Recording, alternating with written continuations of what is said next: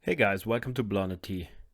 First, my little disclaimer, this is no financial advice, my own opinion and estimates. My estimates could be completely wrong. Don't trust, always verify, understand the numbers, be aware of scammers, and you know the best how to invest your money. Please be aware that I'm invested in Hive Blockchain. Okay guys, this video is about Hive Blockchain and the last quarter results from October to December 2020. I will discuss this with you. I will show you the financials here and the MD&A. We will go through this because I think it's important that you guys also read these financials. I will show you how I do it. And yeah, then I will make a forecast for the next quarter where we are in right now, which ends in March. And I think, this is going to be a very big quarter for Hive Blockchain. So stay tuned and watch till the end. Okay, guys, so these are the financials here. First, we look at the assets. So overall, it's close to 67 million US dollars in assets. So you can see within 1 year from 29 to 66 million. So this is very good. Also, we have to take care. This is all US dollars here. Some other Canadian miners, they report in Canadian dollars. This is very important to check this first. Okay, so cash is not big, close to 1 million. So yeah, they bought a lot of graphic cards, 8 GB stuff. So these chips. And yeah, that's why they had not a lot of cash at the end of the quarter on the balance sheet, but a lot of amounts receivables and prepaids. So yeah, I think they paid a lot for this graphic card GPU upgrade. I think it was 12 million US dollars. Also, they prepaid a lot of electricity for 2021. Yeah, and then we have some small investments here, and we have the digital currencies with 15 million. This is like 9.7 million in Ethereum and 5.3 million in Bitcoin. Yeah, then we have the data center equipment here, some deposits for equipment, hardware, and yeah, then here's some rights here of use of asset. I think this is for the Colos thing. Yeah, I mean, the liabilities are here not big. The total liabilities is 13 million. So accounts payable and accrued liabilities here, 5.7 million. Then they have some lease here and some loans payable. So overall, that looks not so bad on the asset side here and on the liabilities. Yeah, then a little bit more interesting. We have here the income. The statements of the income. So the income from digital currency mining was 13.7 million US dollars, and we have to add to this the hosting revenue. So it's more than 14 million in revenue. Then we have costs of digital currency mining, which is electricity and maintenance is like 3 million. So this is very cheap because in Sweden they have a huge drop in electricity prices because of the lockdown. I think the prices are rising now again, but the good thing is that Hive bought 50% for 2021. So 50% of all the electricity costs are already locked in for Sweden, and Sweden is right now the major operation for Hive Blockchain. Yeah, and that's why the prices are very low. Depreciation is rising a little bit from the last quarters because they have now more equipment, more data centers. I mean, Hive is right now operating in Iceland, in Sweden, in Quebec. They have some miners hosted, I think, at DMG blockchain in British Columbia. And yeah, then they bought a new facility now, the GPU1 facility in New Brunswick in Canada. So Hive is now a global player in mining.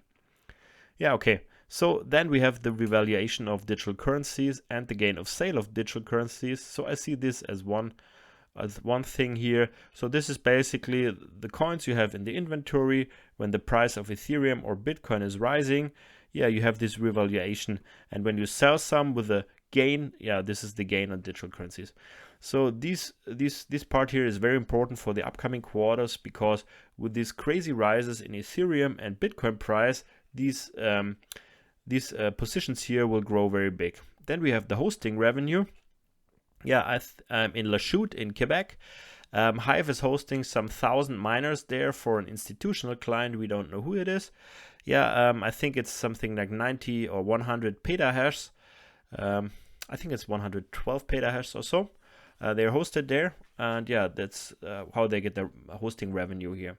Yeah, then we have expenses. I mean, G&A very low, below 1 million. Then we have some foreign exchange gain here. That's, yeah, it can change every quarter. Sometimes you have luck, sometimes not. And yeah, the net income is 17.2 million. So this is very interesting. The revenue is like 13.7 million, and the income is higher than the revenue. I think not a lot of business have this luck. I mean, in the bear market, it looks very different, but because of this revaluation here, and this revaluation will grow to a lot higher numbers, we will have huge incomes in the upcoming quarters. And it's going to be very interesting how the market sees this, how this market values this. Does the market only value the gross mining margin, or does it value also the revaluation of these coins? This is very interesting. So yeah, we have now 363 shares outstanding, but it should be more now because of the New Brunswick deal. Should be like 4.6 million more. So I'm calculating right now with 368 million shares outstanding. Okay, let's move on. Here we have the shares again. Yeah, then we have the statement of cash flows here. This is for the 9 months. So we can see here in 9 months they had 28.5 million. Yeah, I mean, then they have cash here from the operating activities. It's like 18.8 million. Then we have a lot of investing activities here. Deposits on equipment. So this is prepayment for the miners, for the GPUs. Then we have the Quebec acquisition, which was very cheap. I think it was in April 2020 for the 30 megawatt facility there. Then we have some small investments here and the purchase of equipment. So this is mainly the GPUs they bought there and some ASIC miners for Bitcoin mining. Okay, I think this is not very interesting here. Yeah, then you can read this here, the nature of operations. Then we have all, yeah, the basis of penetrations, the significant judgments, and all these things. This is always the same. I don't read this. They explain here what they're doing. Yeah, now it's getting more interesting. First, we have the Quebec acquisition they did in April 2020. So they issued so the overall price was 3.7 million US dollars for this 30 megawatt facility. Yeah, and they paid with 15 million common shares. The price was 23 Canadian dollar cents. Can you believe this? And yeah, this is crazy. And a cash payment of 1.2 million. So, I mean, the price of 3.7 million is very cheap, but if you value these stocks now with the price of today with Hive Blockchain, like 5 Canadian dollars or so, it was expensive. Yes, but at that time it was the right move, in my opinion. Yes, so they have this facility there. Yeah, then we have the Norway acquisition. This is the Colos project they did in 2018. They wanted to build a huge data center there, the 1 gigawatt, like 1000 megawatt data center. But then there was the bear market and the Norwegian parliament. They decided Bitcoin miners have to pay more tax. Yeah, and I mean, Hive has this still on the balance sheet, but management assessed whether there were any indicators of impairment under IAS 336. Management has concluded that it is no longer probable that the company will be able to meet the development conditions of having the property developed by March 2023. As a result, the land development rights are impaired and were written down to null as at March 31st, 2019. So, I mean, they paid 12 million for this, and yeah, I think it was a bummer. I don't think they will build it.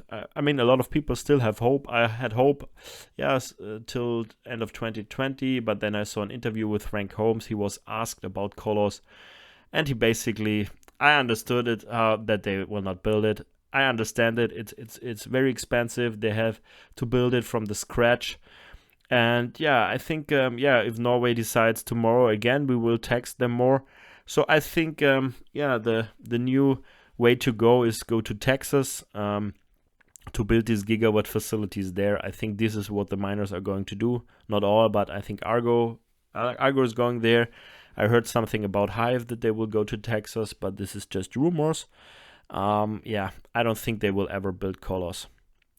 Yeah, then they had some investments here in 2018 with Amber AI, some trading with the Ethereum, but yeah, it was ended there.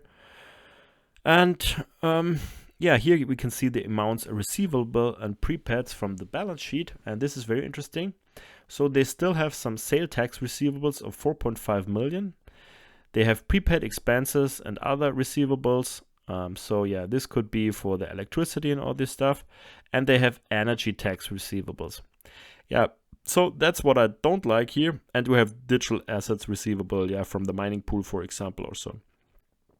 So we have the sales tax and the energy tax together is close to 10 million. I think this is all, most of this is Sweden, because there's still some discussions with Sweden. They don't want to pay the energy tax back or the sales tax. So there's are still discussions. I think it dropped a little bit from the last quarter, or maybe it doesn't increase. But yeah, we can see it's not a lot bigger than 1 year or 9 months ago. So that is good, but it's still too much. Yeah, these agencies, they should pay these tax back to Hive Blockchain to reduce the receivables here. Okay, then we have the digital currencies here on the balance sheet at December 31st. So it's 15 million US dollars. So we have 9.7 million Ethereum. In my calculation, this should be like 13,000 Ethereum or so. So they had to sell a lot in December, which is a little bit sad, but they had this graphic card upgrade. And at that time, Hive stock price was not that high that you could dilute a lot or raise a lot of cash. I mean, in January, this changed. We know this, so they don't have to sell right now. Yeah, and we have Bitcoins like 178 or something like this with a value of 5.2 million. Yeah, the total is 15 million. So the value is growing here, which is good. We have the data center equipment. So yeah, it was something like 96 million, but now it has a value of 16 million because there was a huge impairment and depreciation here in 2019 and 20 in the bear market. So yeah, there was a time in 2018 and 2019 where the GPUs of Hive, they were not profitable anymore. They were operating at a negative gross mining margin. This was very hard for Hive and for the investors. Yeah, but now we're at 90% or so. So you can see how fast this thing changes. So here they talk about the impairment of the GPU facilities there in Sweden, phase 1, phase 2, and phase 3. I mean, they paid 66 million for these 3 GPU things, and yeah, 3 years later it pays off. But yeah, I wasn't sure about this. Yeah, then we have the deposits at December 31st.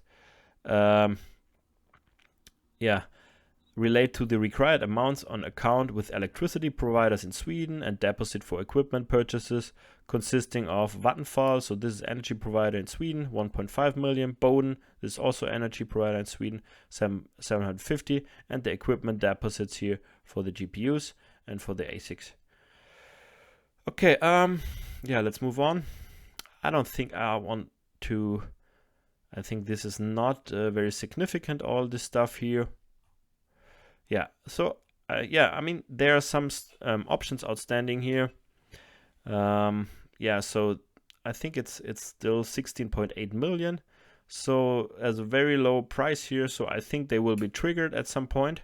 So yeah, there you can expect some 3% dilution or so from these warrants and options there when they are triggered. This is also important.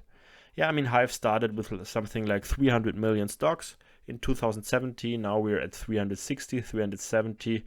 So I think at the end of the bull market or so, we could be at 400 million stocks. So this is an overall dilution in these 4 years of like 30%. So, but when the stock price goes from here 10x or so, I think that's not a big issue. So I'm not very concerned about these dilution stuff anymore. It's always a short-term thing. Yeah, then we have the G&A expenses here for the 9 months. So you can see it's 2 million. So they were very low cost in the last year. I mean, 1 year earlier it was like 4 million. So they have very cheap. You can see in travel, no travel here, I think because of lockdown. Yeah, they have some professional fees for all these acquisitions in there. The management fees are very low. I mean, it's Frank Holmes and Darcy Daubaras, and I think that's it. Then there's some directors, though that's not big. Marketing, yeah, you have to do marketing, it's important. Office, administration, and regulatory, you can see it. It's yeah. So Frank Holmes did a very good job. Yeah, first of all, the partner for Hive Blockchain was Genesis Mining, and yeah, that was very expensive then. And then they decided to make a dissolution here, and yeah, there's still some outstandings and some disputes with Genesis Mining. Not big, I think about 1.4 million, so that should be no problem anymore for Hive.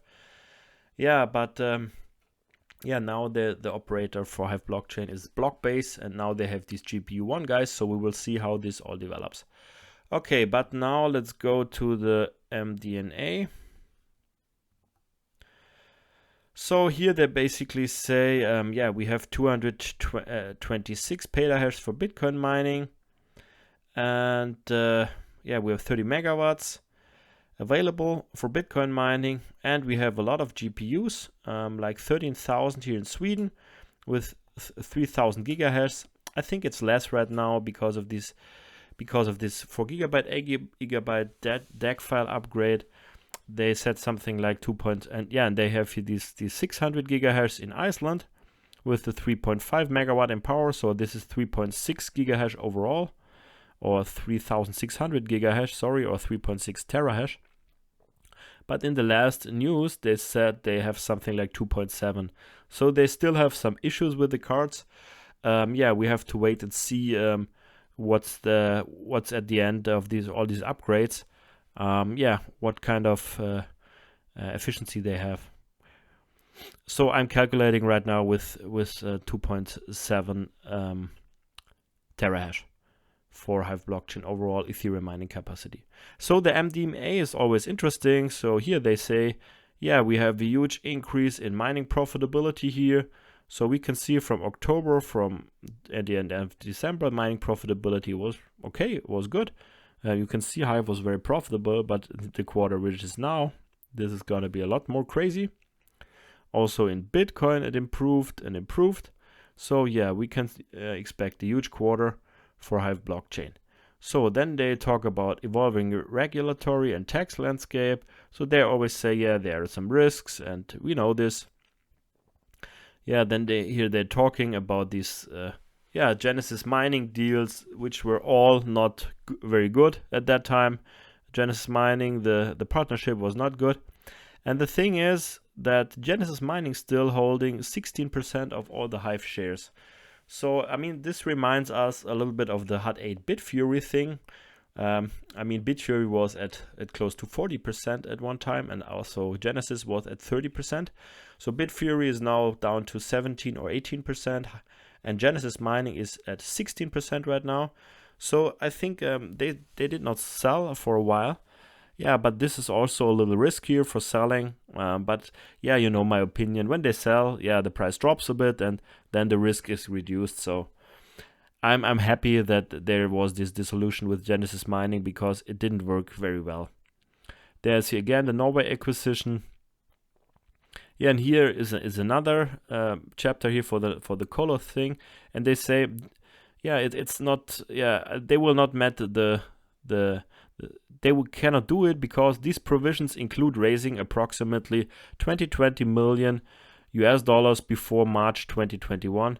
Yeah, okay, I mean they raised like 22 million, I think, this March, or they can do it, but I think they will not do it.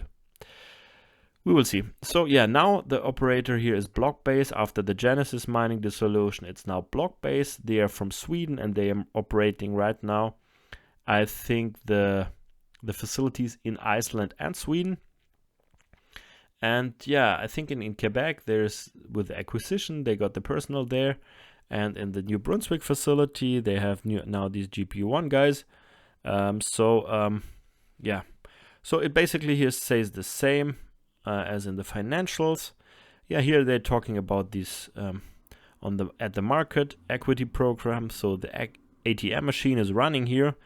So yeah, in February they started to with this 100 million of common shares, or US dollars of common shares. So we know that they're already raised something like 25 million for the GPU1 facility deal. So we will see how much they diluted. But yeah, I think it's good to have always a lot of cash on the sideline right now to use opportunities to buy miners or to make acquisition. So they all raise capital from the market right now. So yeah, here are some good comparisons here. 3 months ended and 9 months ended. So we can see here the net income. 1 year ago it was 3.3 million, now 17 million. We can see it also in the revenue from 5 million to 13 million. Also EBITDA and adjusted EBITDA from basically 5 million to here 20 million. So this is huge. This includes the revaluation there. Yeah, and the diluted income per share is now at 5 cents per share. So yeah, overall it's starting to get very good for Hive Blockchain. So yeah, big increase in all the margins here. This is a very good table here. Because it says for Ethereum here, we have the average prices here from October, November, and December. So it's something like with this you can calculate the mining, the revenue if you don't do it on a daily basis like me. And here you can see the average daily reward for Ethereum. So you can see in October it was like 18,400 for all the Ethereum miners in the world. And here you can see in August and September it was a lot higher, 22,000 and 28,000 Ethereum. This was because of the DeFi craze at that time, which is nothing compared to the craze right now. But at that time, this was very, very huge, the transaction fees, and then they dropped. So October, November, and December, it was not an outstanding quarter for Ethereum. The price was not so high, and the transaction fees were low. Yeah, and what's also interesting, we can see the average daily hash rate here. And yeah, that's a little bit of concern for Ethereum. I mean, it's now above 400 terahash. So the share of Hive declines in the Ethereum network. So I think Ethereum mining, I think right now it's very profitable, but it's gonna be more and more difficult in the upcoming months. So it's good that Hive makes a lot of money right now, but I think at some point, this bull run Ethereum mining for Hive is gonna be very profitable the whole year, I guess. Despite the rising hash rate, because the price of Ethereum will rise faster, I guess. Yeah, but I think in 1 or 2 years, they will do some other stuff with these GPUs, and they will take all the Ethereums and will stake them. I hope this, and will get a revenue there. And they will use the GPUs to do some other stuff or to mine other coins like Ethereum Classic, or they will do graphic rendering or all these fancy things you can do. But I'm not concerned at all for Hive Blockchain. I mean, they have a strategy. They know what's coming. In July, there's the London hard fork on the Ethereum blockchain. Then the fees will drop. So this is, not so good for the miners, but the price will increase. So this is good. And you can prepare for everything. And I don't think it comes in July, the London hard fork. Ethereum is always too late. So they will take to August or September, I guess. Maybe not, but Hive is making so much money right now with the Ethereum graphic cards. They have arrayed since a while. And here we have the same here with Bitcoin. You can see the hash rate for Bitcoin is not increasing very big. And this is still Ethereum here. Here we have the same here with Bitcoin, the charts here. And here you can see these rising revenues here for the miners. Okay, here I have all these Bitcoin data, which is very interesting. So you can go to hiveblockchain.com, and there on the investors page, you can have all these data here. Okay, but now it's getting more interesting to my forecast. So this is my forecast for the quarter, which we are in right now. I think this is Q2 for Hive Blockchain from January to March. So my calculation is at the end of March, Ethereum is at $2,400 US, and Bitcoin is at 44,000. So this looks very conservative. I think it's a lot higher, at 60,000 maybe or so. But in my model, in my stock, which I use stock to flow, there is Bitcoin is at that, that the mining profitability is above the model. So I'm very conservative here. And I think that yeah, I will not go into detail here, but yeah, the income should be like above 30 million US dollars from mining here. In my opinion, the operating cost below 5 million, depreciation should below 4 million US dollars. The revaluation of digital currencies should be very big. If Ethereum goes to 2,400 US dollars, like 55, 56 million US dollars, this is very difficult to calculate because I don't know how much they sold. I'm calculating right now like 7,000, but this is just my number. It could be more, it could be less. Yeah, the expenses at 1.8 million. So the overall net income should be at 80 million. Yeah, but this is very early right now. We have to wait for the March, and I will do another video in April about these results.